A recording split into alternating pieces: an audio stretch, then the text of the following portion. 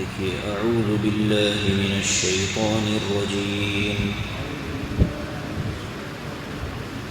بسم اللہ الرحمن الرحیم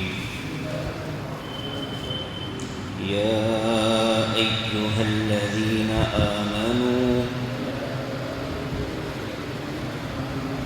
لا تتخذوا اليہود والنصارى أولياء بعضهم أولياء بعض ومن يتولهم منكم فإنه منهم إن الله لا يهدي القوم الظالمين فترى الذين في قلوبهم مرض يسارعون فيهم يقولون نخشى أن تصيبنا دائرة فعسى الله أن يأتي بالفتح أو أمر من عنده فيصبحوا على ما أسروا في أنفسهم نادمين ويقول الذين آمنوا أهؤلاء الذين أقسموا بالله جهد أيمانهم إنهم لمعكم حبطت أعمالهم فأصبحوا خاسرين صدق اللہ العظیم۔ دیکھیے ترجمہ، یا ایہا الذین آمنوا، اے ایمان والو، لا تتخذوا الیہود والنصارى اولیاء، یہود اور نصارہ کو اپنا دلی دوست نہ بناؤ، بعضهم اولیاء بعض، اس لیے کہ ان میں سے بعض کے دوست ہوتے ہیں، وَمَن يَتَوَلَّهُم مِّنكُمْ، اور جو ان کو تمہارے میں سے دوست بناتا ہے، فَإِنَّهُ مِنْهُمْ، تو وہ انہی میں سے ہوگا، إِنَّ اللَّهَ لَا يَهْدِي الْقَوْمَ الظَّالِمِينَ، بے شک اللہ تبارک و تعالی ظالم قوم کو ہدایت نہیں دیتا۔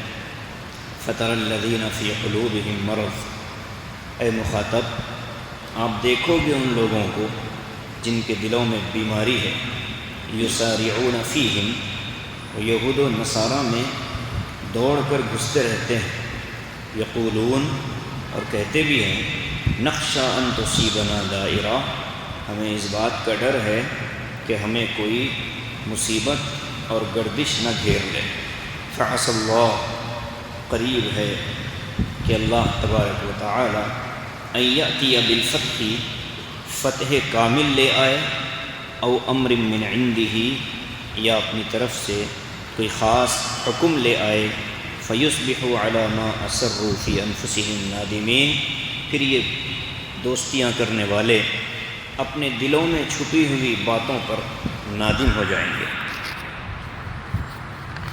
وَيَقُولُ الَّذِينَ آمَنُوا، اور ایمان والے کہیں گے، أَهَؤُلَاءِ الَّذِينَ أَقْسَمُوا بِاللَّهِ جَهْدَ أَيْمَانِهِمْ، کیا یہ وہی لوگ ہیں جنہوں نے ہمارے سامنے اللہ کی بڑی مضبوط قسمیں کھائی تھی، انہم لمعکم، کہ وہ ہمارے ساتھ ہیں، حبطت اعمالہم، ان کے اعمال ضائع ہو جائیں گے، فاصبحوا خاسرین، اور وہ نقصان اٹھانے والوں میں سے ہیں۔ یہ 3 آیتیں ہیں، 51، 52 اور 53۔ گزشتہ جو آیتیں اور مضامین چلے ہم سب سنتے آئے ہیں کہ یہود و نصارہ کی بیماریوں کا بیان، ان کی بدمعاشیوں کا بیان، مدینہ منورہ میں آقا مدنی صلی اللہ علیہ وسلم کے ساتھ ان کی چال بازیوں اور مکاریوں کا ذکر ہوا۔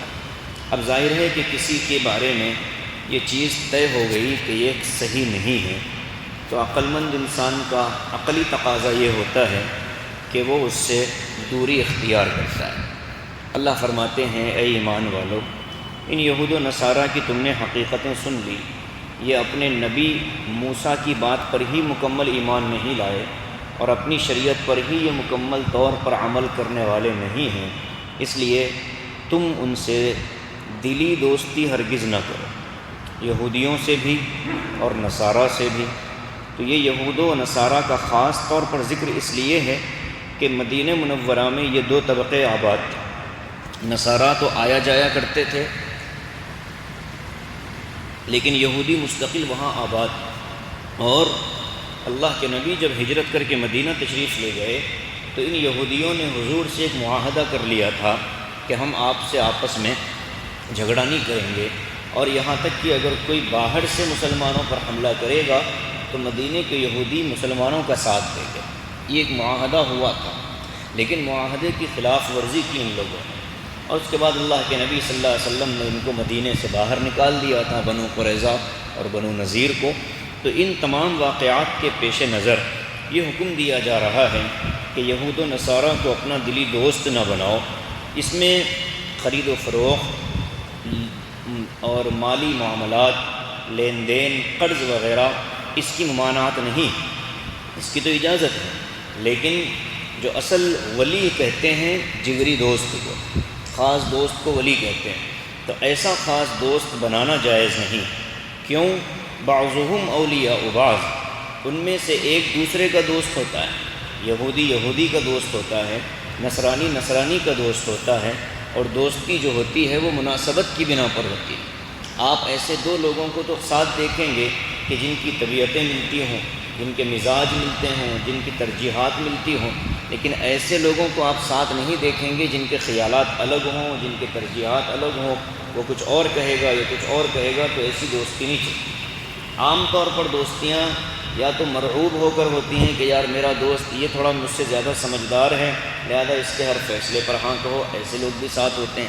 لیکن جو مستقل بذات سوچنے والے ہوتے ہیں، ایسے افراد کے لیے مناسبت شرط ہوتی ہے، بغیر مناسبت کے دوستی ناممکن ہے۔ تو ظاہر ہے کہ جب کسی سے دوستی ہو رہی ہے تو مناسبت کی بنا پر ہو رہی ہے۔ ایمان والوں کو یہودیوں سے کیا مناسبت ہے؟ یہ ایک شریعت کے ماننے والے، اللہ کے نبی اور آخری نبی کے ماننے والے، تو ان لوگوں کے ساتھ یہودیوں کی کسی درجے میں مناسبت نہیں۔ جب مناسبت ہی نہیں تو دوستیوں کا بھی کوئی امکان نہیں ہے۔ اسی لیے فرمایا بعضهم اولیاء بعض، ان میں سے ایک دوسرے کا دوست ہوتا ہے۔ کیا چکر ہے مائک کا ہے، اس لیے سیٹی ہو جاتا ہے۔ وَمَن يَتَوَلَّهُم مِّنكُمْ فَإِنَّهُ مِنْهُمْ، اور ان میں سے یعنی تمہارے اندر مسلمانوں میں سے جو یہودیوں کو اپنا دوست بناتا ہے وہ یہودی ہو جائے گا، یعنی انہی کے ساتھ اٹھایا جائے گا۔ یہ کس کے لیے آیا؟ یہ عبداللہ ابن ابی ابن سلول نامی منافق کے بارے میں آیا۔ ہوا کیا تھا؟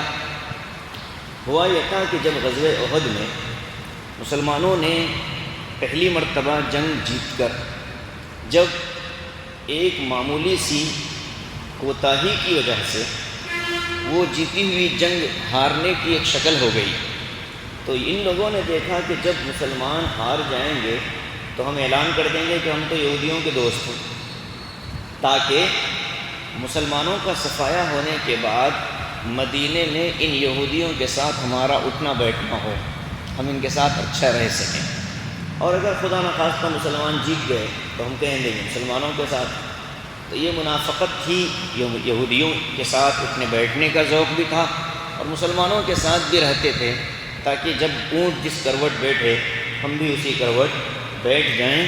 تو اس حساب سے عبداللہ ابن ابی ابن سلول نے کہا کہ ہم یہودیوں کے ساتھ چلے جائیں گے۔ ایک منافق نے کہا کہ وقت آنے پر میں تو یہودی بن جاؤں گا۔ تو یہ چیزیں مسلمان بھی سن رہے تھے، تو اللہ نے فرمایا وَمَن يَتَوَلَّهُم مِّنكُمْ فَإِنَّهُ مِنْهُمْ، تمہارے اندر جو آدمی یہود و نصارہ کے ساتھ ہوگا، دلی دوستی کر لے گا، وہ یاد رکھنا انہی کے ساتھ اٹھایا جائے۔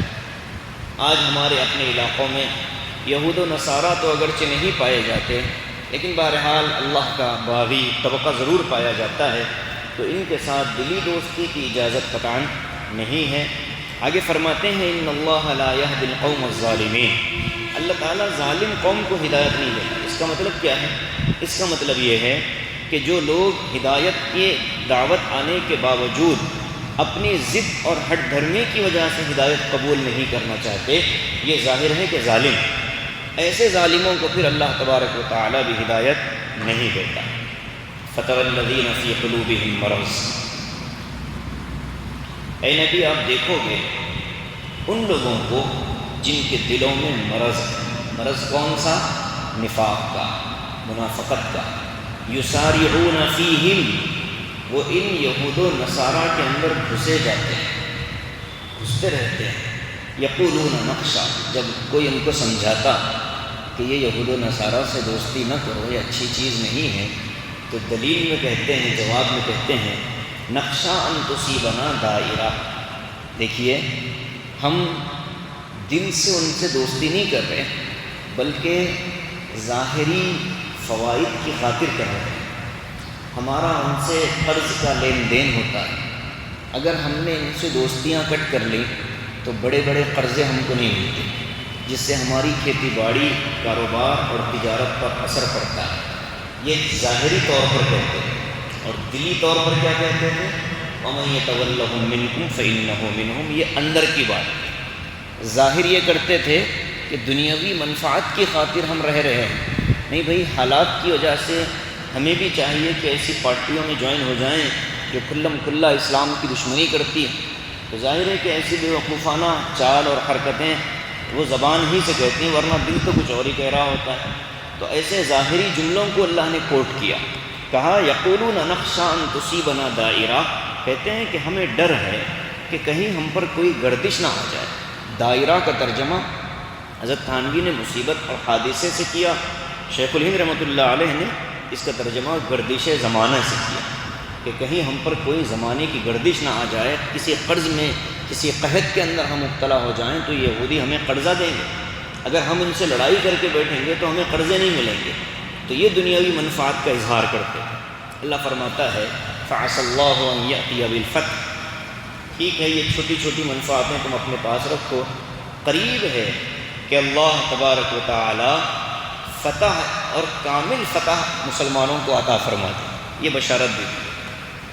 یہ جو ڈر رہے ہو کہ مسلمان مغلوب ہو گئے تو یہودیوں سے ہمیں دوستی باقی رکھنی پڑے گی، تو اللہ فرماتے ہیں کہ یہ غلبہ تو یہودیوں کا ہونے والا نہیں ہے قیامت تک۔ اب جو غلبہ ہوگا وہ مسلمانوں کا ہوگا، مکہ فتح ہوگا، اور مکے کے فتح ہونے کے بعد تو پھر پورے عرب کے اوپر مسلمانوں کی حکمرانی ہو جائے گی۔ تو تمہیں کسی دائرے سے ڈرنے کی کیا ضرورت ہے؟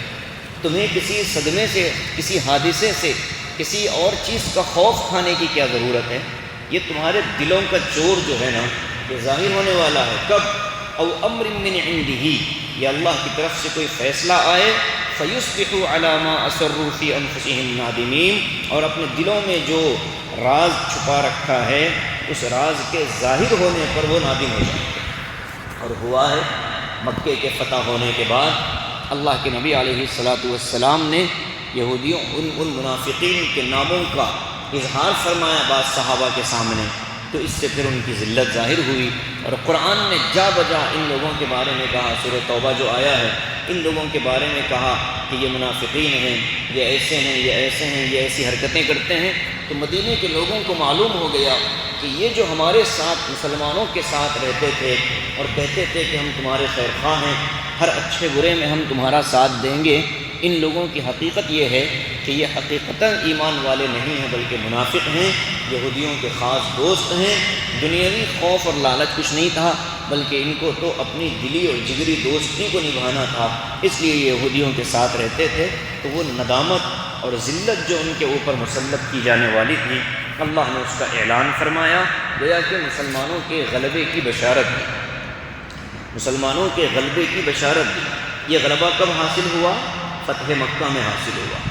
فتح مکہ میں اللہ کے نبی فاتحانہ طور پر مکے میں داخل ہوئے۔ جب واپس مدینہ طیبہ تشریف لائے تو پھر یہود مدینہ کو مدینے سے نکال دیا گیا اور اعلان ہو گیا کہ آج کے بعد جزیرہ عرب میں کسی یہودی اور نصرانی کے داخلے کو منع کر دیا گیا۔ پورے جزیرۃ العرب سے یہود و نصارہ کو نکال بھگایا گیا۔ تو یہ تو حضور پاک صلی اللہ علیہ وسلم نے کیا تھا، لیکن آج دوبارہ وہی روش عبداللہ ابن ابی والی بعض حکمرانوں نے اختیار کر رکھی ہے، یہود و نصارہ سے قلبی اور جگری دوستیاں کر رہے ہیں، یہاں تک کہ حرمین شریفین بھی یہود و نصارہ کی سازشوں سے ایسا لگ رہا ہے کہ ابھی فی الحال محفوظ نہیں، لیکن بہرحال اللہ اس کی حفاظت کرنے والا ہے۔ اللہ نے کمزور قوتوں اور کمزور قوموں میں سے ایسے جیالوں کو پیدا کر دیا کہ پھر انہوں نے دنیا کا نظام بدل دیا۔ اسلام ہی کا غلبہ ہو کر رہے گا، یہ تو آخری قیامت سے پہلے اسلام ہی دنیا کا واحد مذہب بنے گا۔ اللہ فرماتے ہیں وَيَقُولُ الَّذِينَ آمَنُوا، مسلمانوں کی حیرت کا اظہار ہے۔ یہودیوں نے ایسی چالیں چلی تھیں کہ یہ منافقین جو مسلمانوں کے درمیان رہتے تھے ان کو دیکھ کر مسلمان سمجھتے تھے کہ یہ ہمارا اپنا ہے، لیکن جب ان منافقین کی حقیقت کھل کر ظاہر ہو جائے گی تو مسلمانوں کو بڑا تعجب ہوگا۔ اس تعجب کو اللہ نے اس آیت میں بیان فرمایا وَيَقُولُ الَّذِينَ آمَنُوا، ایمان والے کہیں گے أَهَؤُلَاءِ الَّذِينَ أَقْسَمُوا بِاللَّهِ جَهْدَ أَيْمَانِهِمْ، کیا یہی وہ لوگ ہیں کہ جنہوں نے ہمارے سامنے اللہ کے نام پر قسمیں اٹھائی تھی، جہد ایمانہم، اور اپنی قسموں کو خوب موقت کیا، خوب تاکید کے ساتھ قسمیں کھاتے تھے، انہم لمعکم، کہ ہم تمہارے ساتھ ہیں۔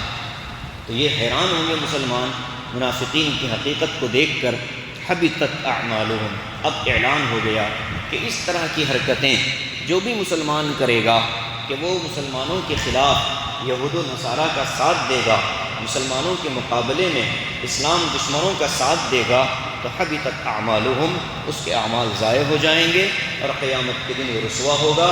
دنیا کی رسوائی بھی ہوگی اور آخرت کی رسوائی بھی طے ہوگی۔ اس میں وہ تمام جاسوس جو حکومت کے ناپاک ٹکڑوں پر پلتے ہیں اور مسلمانوں کے معصوم نوجوانوں کو ایجنسیوں کے حوالے کر دیتے ہیں چند ٹکوں کی خاطر، حرام کے پلے بن کر، ایسے لوگوں کے لیے خاص طور پہ اس میں وعید ہے کہ اپنی دنیا تو کیا بناؤ گے، آخرت بھی کھوا کر لو گے، دنیا کے اندر بھی ذلیل ہوگے۔ تو جتنے مخبر ہیں جو چھوٹی چھوٹی باتیں حکومت تک اور ایجنسیوں تک پہنچانے میں بڑا فخر محسوس کرتے ہیں اور پھر تصویریں اتر کر بتاتے ہیں کہ ہم قوم و ملت کے ہمدرد ہیں، ہم قوم و ملت کے بڑے ہیں، ہم فلاں ہیں، ڈھکا ہیں، چنا ہیں، یہ سارے لوگوں کی اوقات اور حقیقت اللہ ظاہر کر دے گا۔ حبطت اعمالہم، ان کے اعمال ضائع ہو جائیں گے۔ جاسوسی مسلمانوں کی خاص طور سے بہت سخت اور کبیرہ گناہوں میں سے گناہ ہیں، اور اسلام دشمنوں کے خلاف کے بارے میں کرنا یہ تو اور بھی سختی ہے۔ اس میں جہاں فرد کے ساتھ غداری ہوگی وہی ملک و ملت کے ساتھ بھی غداری ہوگی۔ حبطت اعمالہم فاصبحوا خاسرین، ان کے اعمال ضائع ہوں گے اور وہ قیامت کے دن رسوا اور ذلیل ہوں گے۔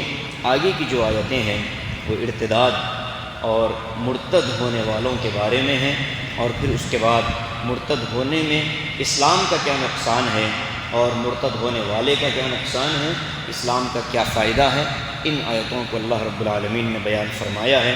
یہ جو آخری پاؤ پارہ ہے سورہ چھٹے پارے کا، وہ بہت اہم مضامین پر مشتمل ہے۔ ایک ایک آیت بڑی قیمتی اور عجیب مضامین اللہ نے بیان فرمائے۔ ایسا لگتا ہے کہ ہمارے اپنے معاشرے کو اللہ نے کھول کر رکھ دیا ہے کہ دیکھو اور اپنی اصلاح کا کام کرتے رہو۔ ابھی جو 3 آیتیں ہیں اس کا خلاصہ صرف یہ ہے کہ یہود و نصارہ ہوں یا اسلام دشمن افراد ہوں، ان سے دل سے محبت کرنا، دل سے ان کے ساتھ رہنا، اس کی قطعاً اجازت نہیں ہے۔ اگر کوئی اس کو جائز سمجھتا ہے تو قرآنی آیت کے خلاف جانے کی وجہ سے اس کا ایمان خطرے پر ہوگا، اور مروت ان کے ساتھ انسانی ہمدردی اس کی تو اجازت ہے، ان کو اچھے انداز میں اسلام کی دعوت دینا یہ تو ذمہ داری ہے، لیکن قلبی محبت اور قلبی لگاؤ اور تعلق کی اجازت نہیں ہے۔ اور ظاہر ہے کہ جس کے اندر یہ بیماری ہوتی ہے، قرآن نے کہہ دیا کہ وہ یہود و نصارہ میں گھستے رہتے ہیں، یسارعون فیہم، گھستے جاتے ہیں، دوڑتے ہوئے گھستے ہیں اور کہتے ہیں کہ نہیں ہم تو انہی کے ساتھ اچھے ہیں۔ بعض لوگ فخریہ کہتے ہیں کہ ہمارا کوئی مسلمان دوست نہیں ہے، جتنے ہیں ہمارے تو سب ماشاءاللہ غیر مسلم دوست ہیں، ہمارا اٹھنا بیٹھنا ان کے ساتھ ہے۔ ان لوگوں کے بارے میں پھر یہ آیتیں کچھ بتاتی ہیں، فَتَرَى الَّذِينَ فِي قُلُوبِهِم مَرَضٌ، جس کے دل میں اس طرح کا مرض ہوتا ہے وہ گھسے چلے جاتے ہیں اور کہتے ہیں کہ برے وقت میں یہ ہمارا ساتھ دیں گے۔ تو برے وقت میں ساتھ دینے کی نیت سے جانا یہ ایمان کے مغائر ہے، اس لیے کہ اللہ نے اچھا وقت بھی بھیجا ہے تو اللہ نے بھیجا ہے، برا وقت بھی آئے گا تو اللہ کی طرف سے آئے گا۔ تو اللہ نے جو اصول بتائے ہیں ان اصول پر باقی رہ کر آدمی اپنی بھی حفاظت کر سکتا ہے، اپنے ساتھ والوں کی بھی۔ ان اصول کو توڑ کر، جتنے لوگ اصول توڑتے ہیں، آپ دیکھیں لڑکیاں ابھی جا رہی ہیں لیکن پتہ چلا کہ 3-4 مہینے بعد یا تو اس کا قتل ہو جاتا ہے یا وہ خودکشی کر لیتی ہے، تو ظاہر ہے کہ دنیا بھی خراب اور آخرت بھی خراب ہو رہی ہے۔ اس لیے اس قوم کو قرآن کے نظریے سے سمجھنے کی ضرورت ہے۔ خاص طور سے اس موضوع پر بہت اچھا کلام کیا ہے سید قطب شہید رحمۃ اللہ علیہ نے فی ظلال القرآن کے اندر، وہ مطالعے کے قابل ہے، بہت سے مضامین اس میں بہت آنکھیں کھولنے والی ہیں، اس کو آدمی پڑھے سنے، انشاءاللہ اس سے بڑا فائدہ ہوگا۔ اللہ تبارک و تعالی ہم سب کو ایمان والوں کے ساتھ اٹھنے بیٹھنے اور قیامت کے دن بھی کامل مؤمنین کے ساتھ اٹھنے کی اللہ تبارک و تعالی توفیق نصیب فرمائے۔ یہاں تلاوت سے متعلق ایک بات ہے، وہ عرض کر دوں، جنہوں نے پارہ ایک دفعہ کھول لیں سبق آج کا۔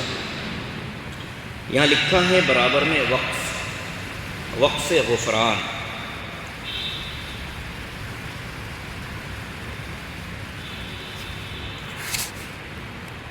ایک لکھا ہے وقف منزل، ایک لکھا ہے وقف غفران، اس میں نہیں ملے گا شاید، ترجمے والے میں ہے۔ تو اس کا مطلب کیا ہوتا ہے؟ ایک تو ہے وقف لازم، وقف لازم کو تو ہم سمجھ لیتے ہیں جہاں میم آتا ہے، آیت کے درمیان میں میم لکھا ہوتا ہے، اولیاء کے بعد جو میم ہے، لازم کا مطلب ہوتا ہے کھڑے ہونا، یعنی رکنا، تلاوت کرتے ہوئے یہاں رکنا لازم ہوتا ہے، یہاں ملا کر پڑھنا جائز نہیں۔ میم جو لکھا ہوا ہے، میم جہاں لکھا ہوا ہے وہاں اولیاء کے بعد جو میم لکھا ہے وہاں لازم ہے وقف کرنا۔ اسی کے ساتھ اوپر ایک نشان بنا ہوا ہے، اسی میم کے اوپر اس نشان کے ساتھ لکھا ہوگا وقف منزل یا وقف غفران۔ تو یہ جو وقف غفران ہے اس کے بارے میں آتا ہے یہ کیا ہے؟ تو فرماتے ہیں مفسرین، تفسیر مظہری میں لکھا ہے کہ اللہ کے نبی صلی اللہ علیہ وسلم جہاں حضور نے تلاوت کرتے کرتے رک کر امت کے لیے مغفرت کی دعا کی تھی، وہ جگہ وقف غفران یا وقف النبی لکھا ہوتا ہے۔ جہاں حضور نے تلاوت روک کر مغفرت کی دعا کی ہو کسی کے لیے تو وہاں وقف غفران یا وقف نبی لکھا ہوتا ہے۔ اور وقف منزل کا کیا مطلب ہے؟ وقف منزل کا مطلب یہ ہے کہ جبرائیل امین جب وحی حضور کو سنا رہے تھے، حضور کو بتا رہے تھے، تو پڑھتے پڑھتے جبرائیل نے جہاں وقف کیا تو اس کو وقف منزل کہا جاتا ہے۔ تو اس ایک جگہوں پر 3 طرح کے وقوف ہیں، تو اس لیے یا ایھا الذین آمنوا لا تتخذوا اليہود والنصارى اولیاء، یہاں رک کر ایک مرتبہ حضور نے مسلمانوں کے لیے مغفرت کی دعا کی۔ جبرائیل امین نے تلاوت کے وقت میں حضور کے سامنے یہاں رکا تھا تاکہ اس آیت کی اہمیت کو سمجھایا جائے کہ کتنا اہم مضمون سنایا جا رہا ہے۔ تو یہ اہم نقطہ تھا جو میں نے آخری میں بتانا ضروری سمجھا، اس لیے میں نے سنا دیا۔ تو وقف غفران کا بھی مطلب سمجھ گئے اور وقف منزل کا بھی مطلب ہم لوگوں نے سمجھ لیا۔ اللہ تبارک و تعالی ہم سب کو قرآن فہمی اور قرآن سے اپنی زندگی کو منور کرنے کی توفیق نصیب فرمائے۔ آمین وآخر دعوانا الحمد للہ رب العالمین۔